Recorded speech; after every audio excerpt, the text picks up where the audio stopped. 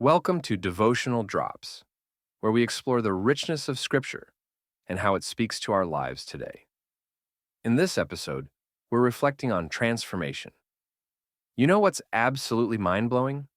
The idea that one of history's most notorious religious persecutors became Christianity's greatest evangelist through what he claimed was direct divine revelation. It challenges everything we think we know about how people change. That's such a fascinating way to look at Paul's transformation. I mean, we're talking about someone who was essentially an ancient version of a state sponsored extremist. And what makes it even more remarkable is how adamant he was about the source of his message. In Galatians, he explicitly states that this wasn't something he learned in some advanced religious studies program. It came directly from Jesus Christ himself. Hmm, that must have raised some eyebrows in his time, especially given his reputation as a highly educated Pharisee.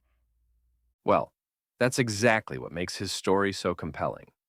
Here's someone who had everything going for him in the established religious system: prestigious education, powerful connections, respected position, and he gave it all up based on this divine encounter. So, what do you think that tells us about the nature of true transformation? Because we're not just talking about a minor course correction here. That's such a crucial point. In our modern world, we tend to think of personal change in terms of self improvement or gradual evolution. But Paul's experience suggests something far more radical: a complete demolition and rebuilding of his entire worldview. The way he describes it in his letters, it's like his previous understanding was completely insufficient once he encountered this new reality. Exactly. And here's where it gets really interesting. This concept he introduces about being kept by him. It's not just about the initial transformation, it's about this ongoing state of being held secure in something beyond yourself. That seems particularly relevant in our current cultural moment, where everyone's searching for security in various places: career, relationships, social media validation.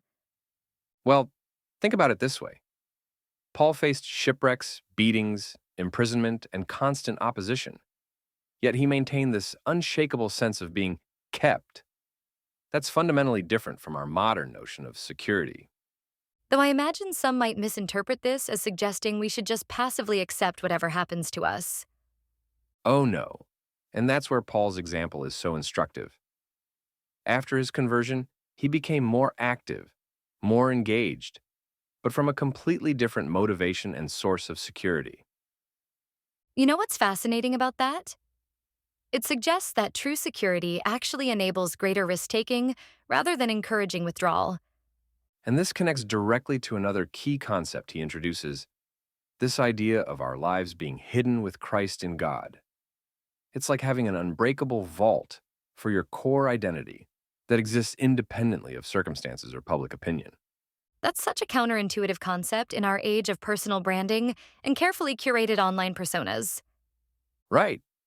And here's the really profound part: this hiddenness actually enabled Paul to be more authentic and vulnerable in his public ministry. He openly shared his weaknesses and struggles because his identity wasn't dependent on maintaining a perfect image. So it's almost like being secure in this hidden identity creates the freedom to be more genuinely visible. Exactly that. And when you look at Paul's letters, you see this playing out. He's simultaneously confident in his authority as an apostle while being completely transparent about his struggles and limitations.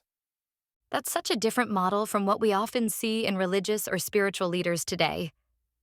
Well, and that brings us back to where we started: this idea of divine revelation versus human wisdom. Paul's whole approach challenged the religious establishment of his day precisely because it wasn't based on human achievement or understanding. Looking at our current cultural moment, what do you think are the implications of this kind of transformation? I think it suggests something profound about authentic change. In an age of self help and personal development, Paul's story suggests that the most fundamental transformations come not from our own efforts, but from encountering something or someone beyond ourselves. That's a powerful note to end on. The idea that true security and transformation might come from a source we can't control or manufacture. Indeed. And perhaps that's the most challenging and liberating truth of all: that our lives can be anchored in something far more substantial than our own efforts or understanding.